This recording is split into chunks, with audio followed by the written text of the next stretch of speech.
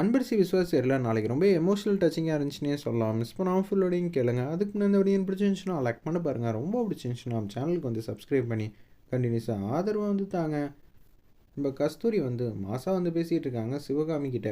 பாத்தியா, எனக்கு எல்லாம் முடிஞ்சிருச்சு நீ நினச்சிக்கிட்டு இருக்க. ஆனால் சந்திரசேகரோட மனைவியா அவர் மடியில் தான் நான் வந்து அசந்து தூங்க போகிறேன். அப்படி இருக்க சுச்சுவேஷனில் எனக்கு எதை பற்றியும் கவலை இல்லை. நீ எதிர்பார்த்த வாழ்க்கை உனக்கு கிடச்சிருமா? நான் போகணும்னு ஆசைப்பட்டேன். சரி, இப்போ நான் போயிட்டேன். இனிமேட்டாவது திருந்தி இருக்கக்கூடிய வாழ்க்கையை வந்து நிம்மதியாக வாழப்பாரு. இல்லை, நான் இதை தான் செய்வேன்னு வச்சுக்கிங்க. உங்கள் அம்மா செஞ்ச பாவம் உனக்கு வருது. நீ செஞ்ச பாவம் என் பொண்ணுக்கு வருது. நான் ஏன் பொண்ணுன்னு சொன்னது வேற யாரை? அனன்யாவை தான். அனன்யாவும் என் பொண்ணு. ஏன்னா அவரோட பொண்ணு என் பொண்ணு இல்லையா அப்படின்னு சொல்லி அன்பா பாசமாக வந்து பேசுகிறாங்க நம்ம கஸ்தூரி வந்து சிவகாமி கிட்ட. இன்னமும் நீ திருந்தலன்னு வச்சுக்கிய, இந்த பாவம் எல்லாம் உன் பொண்ணை சும்மா விடாது. தெரிஞ்சுக்க, நிம்மதியாக வாழப்பாரு. மற்றவங்கள வாழ விடு. என் பொண்ணுக்கு குடைச்சல் கொடுக்கணும்னு நினச்சேன்னு வச்சுக்கிங்க, அதுக்கப்புறமேட்டுக்கு நான் சொல்கிறதுக்கு எதுவும் இல்லை. உன் பொண்ணு எதிர்காலம் நல்லா இருக்கணும்னு தான் நீ ஆசைப்படுவ அப்படின்னு தான் நான் நம்புகிறேன்.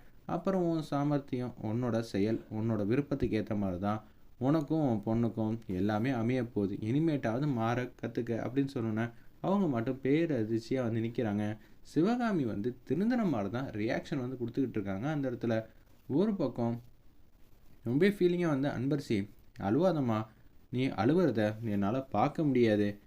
நீ எப்போதும் வந்து அம்மா அம்மான்னு என் பின்னாடியே சுற்றிக்கிட்டு இருப்ப. எல்லாம் ஓகே தான்.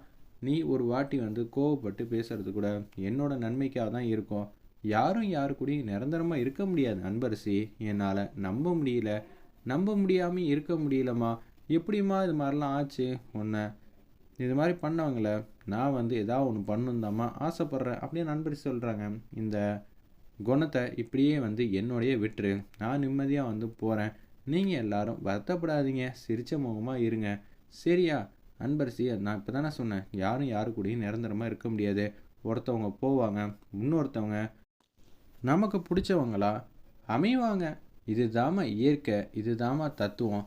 சரியா? நீ கொஞ்சம் தைரியமாக இரு அன்பரசி. அவளை தான் சொல்ல முடியும் அப்படின்னு அதடியாக மாசா வந்து சொல்கிறாங்க. அந்த இடத்துல ஒரு பக்கம் இது எல்லாம் கேட்டு சந்திரசேகர் வந்து ஃபீல் பண்ணி அழுதுகிட்டே இருக்காங்க. விஸ்வா தம்பி இங்கே வாங்க. அவ என்னை நினச்சி ஃபீல் பண்ணுவா.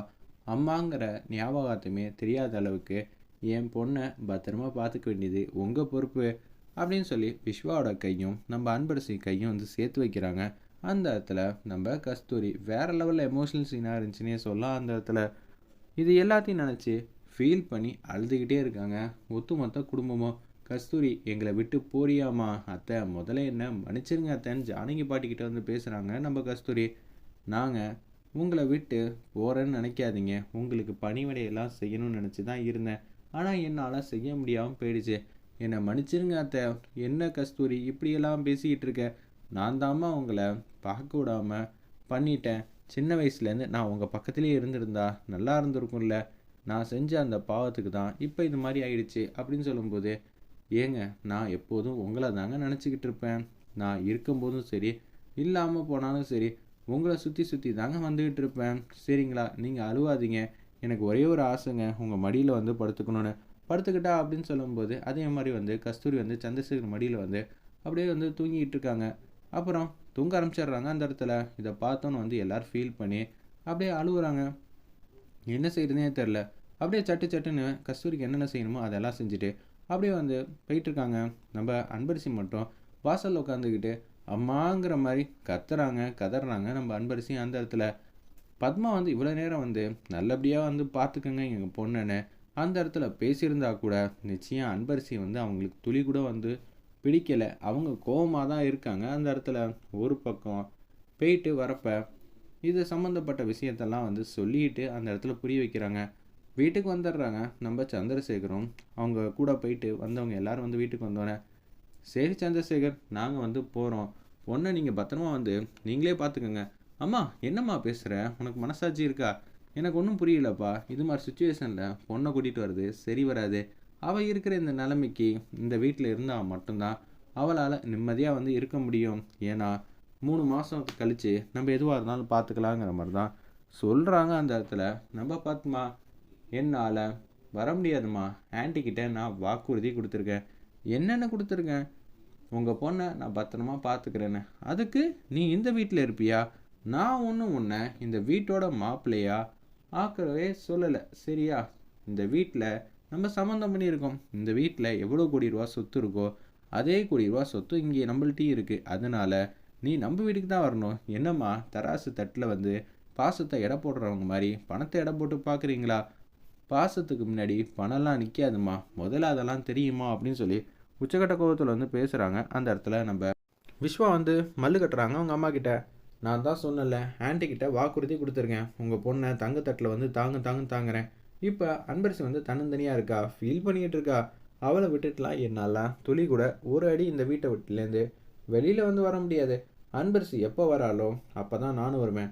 ஒரு நல்ல ஹஸ்பண்டாக நான் அன்பரசி கூட தான் இருக்கணும்னு நான் ஆசைப்பட்றேன். கண்டிப்பாக நான் அன்பரசி கூட மட்டும்தான் இருப்பேன். நீங்கள் போயிட்டு வாங்கம்மா போகிறதா இருந்தா. என்ன விஸ்வா, இந்த கல்யாண பேச்சு ஆரம்பித்ததுலேருந்து இப்போ வரைக்கும் ஏதாவது ஒரு விஷயம் நல்லதாக நடந்திருக்கா? பிரச்சனை பிரச்சனை பிரச்சனை ஆரம்பத்துலேருந்து இப்போ வரைக்கும். அம்மா, அன்பரசி வந்து ஃபீல் பண்ணுறாம்மா, அதை விடுங்கம்மா. இது மாதிரி பண்ணியிருக்காங்கல்ல, அவங்க ஏன் பண்ணாங்க எதுக்கு பண்ணாங்கன்னு ஸ்டார்டிங்லேருந்து இப்போ வரைக்கும் இது மாதிரி பிரச்சனை பண்ணிக்கிட்டே இருக்காங்க. நம்ம அன்பரசிக்கும் அவங்க அம்மாவுக்கும் குடைச்சல் மேலே குடைச்சல் கொடுக்குறாங்க. இது யார் பண்ணா என்ன பண்ணான்னு கண்டுபிடிச்சி அவங்களுக்கு என்ன வாங்கி தரணுமோ அதை எல்லாம் வாங்கி தரணுமா? அது வரைக்கும் நான் ஓய மாட்டேன் அப்படின்னு சொல்லும்போது விஸ்வா, அது எல்லாம் நம்மளோட வேலை இல்லை. கஸ்தூரியை வந்து என்ன சொன்னாங்க, எதுவாக இருந்தாலும் என்னோட போட்டோம், நீங்கள் நிம்மதியான எதிர்காலத்தை வந்து பாருங்கள், அதை மட்டும் செஞ்சால் போதுங்கிற மாதிரி தான் அதிரடியாக வந்து பேசுனாங்க. இதை கேட்டோன்னு வந்து நீ என்ன வேணான்னு சொல்லலாமா, ஆனால் கண்டிப்பாக வந்து அன்பரசியோட அம்மானா எனக்கும் வந்து அத்தைம்மா. அப்படி இருக்க சுச்சுவேஷனில் அத்தையை விட்டு கொடுக்க என்னால் முடியாதுமா.